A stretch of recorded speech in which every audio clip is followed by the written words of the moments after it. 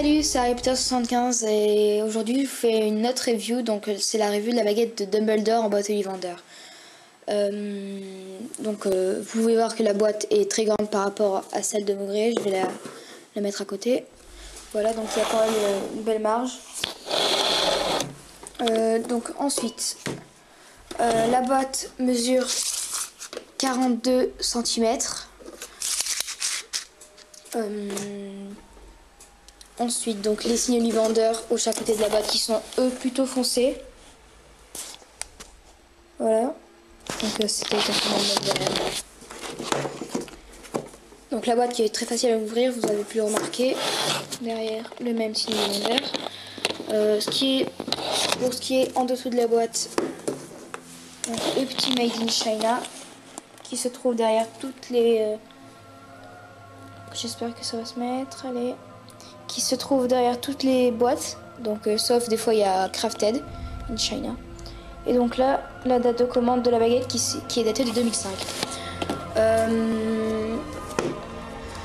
Donc la couleur de boîte est exactement la même que celle de Maugré. La boîte, elle mesure environ 8,5 cm de largeur.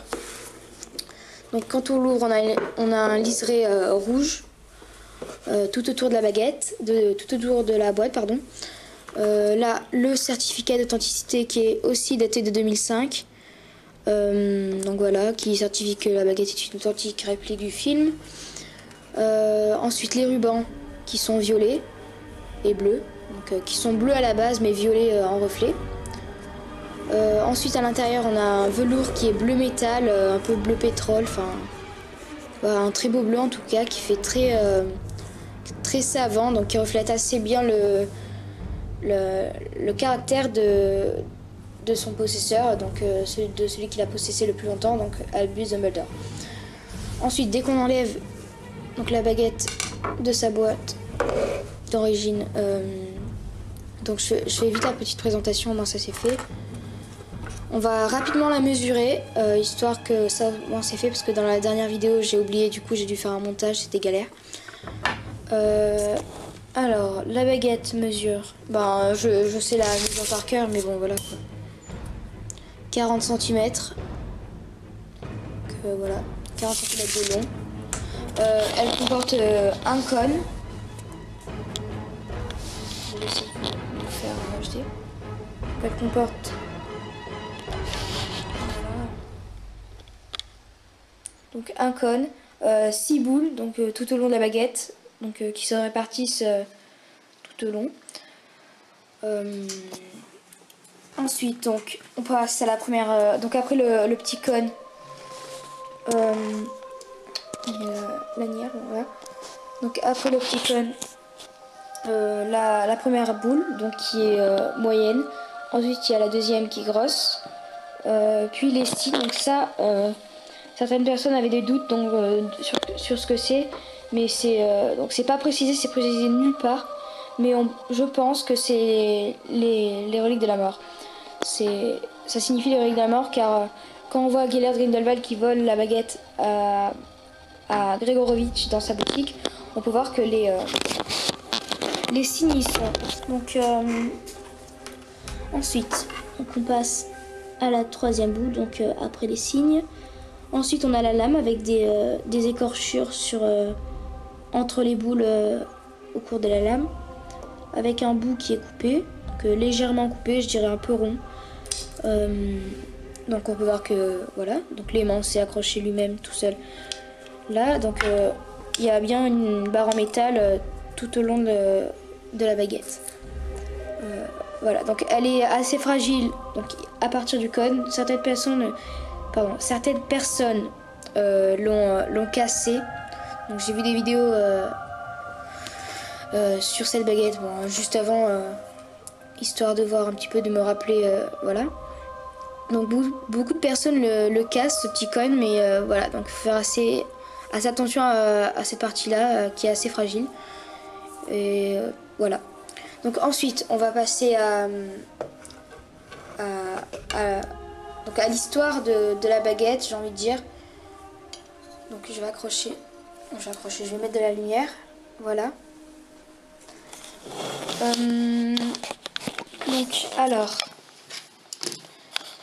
donc cette baguette, alors elle a appartenu à beaucoup de personnes.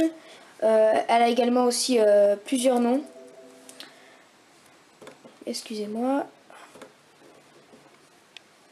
Donc elle est nommée elle est nommée donc baguette de Sureau, également baguette de la destinée, baguette de Sambucus, donc ça je le savais pas, ça, comme quand on apprend tous les jours. Ensuite donc elle a aussi donc bâton de la mort car elle a été créée par la mort elle-même. Donc c'est la plus puissante baguette jamais créée par la mort. Elle fait partie aussi, c'est une aussi des reliques de la mort, et elle a été créée pour Antioche Pévrel. Donc voilà. Donc Antioche Pévrel qui est un des trois frères dans le conte, dans le livre des contes de Biddle le Bard. Donc l'histoire un peu de cette baguette, de tous ces personnages et tout. Donc c'est Gellert Grindelwald qui en devient le maître de la baguette de Sureau en la volant à Gregorovitch dans sa boutique. Bon, je vous dis les dates, hein, c'est pas très important, mais voilà. En 1945, il y a Albus Dumbledore qui bat Gellert Grindelwald dans un duel. Donc Albus en devient le maître. En 1997, Drago Malfoy devient, sans le savoir, le maître de la baguette de Sureau en désarmant Dumbledore dans la tour d'astronomie juste avant qu'il meure. Peu après, Dumbledore est tué par Severus. Il est tué par Severus puis enterré avec la baguette, avec cette baguette. Voldemort, lui, va la voler à Dumbledore dans sa tombe en détruisant la tombe en marbre. Le trio, Harry, Ron et Hermione, sont capturés par les rafleurs et amenés dans le manoir des Malfoy. Et donc à un moment, on peut voir que Harry s'empare des baguettes que Malfoy a dans la main. Donc que Drago a dans la main. De là, Harry devient le maître de la baguette de Sureau et de la baguette de Malfoy. Donc il en devient la maître de la baguette de Sureau, mais il sait pas à ce moment-là. Donc voilà. Un peu comme Drago qui savait pas qu'il en était le maître, donc il a jamais su. Donc à ce moment-là, les deux baguettes, donc celle de Drago et celle de Dumbledore, changent d'allégeance, donc et deviennent toutes deux à Harry. Après, qu'est-ce que je pourrais vous dire d'autre sur cette baguette? Voldemort, donc il la vole dans la tombe de Dumbledore, ça je vous l'ai déjà dit. À un moment, quand il se rend compte que la baguette de Sureau n'est pas en pleine puissance, il remonte à la source, donc Severus, donc il croit que c'est Severus donc il croit que c'est Severus qui est le maître de la baguette de Sureau, car il a tué Dumbledore peu après que Malfoy le désarme. Donc il va le tuer, puis donc il va mourir, hein, voilà.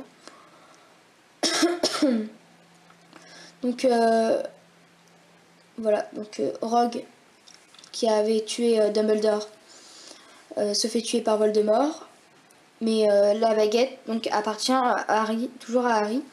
Donc lors du duel final, de la bataille finale de Harry contre Voldemort, quand Voldemort jette le sortilège de la mort, la baguette refuse de tuer son maître en fait, et donc comment vous expliquer ça? Le sortilège, la baguette elle-même, je sais pas comment vous expliquer ça.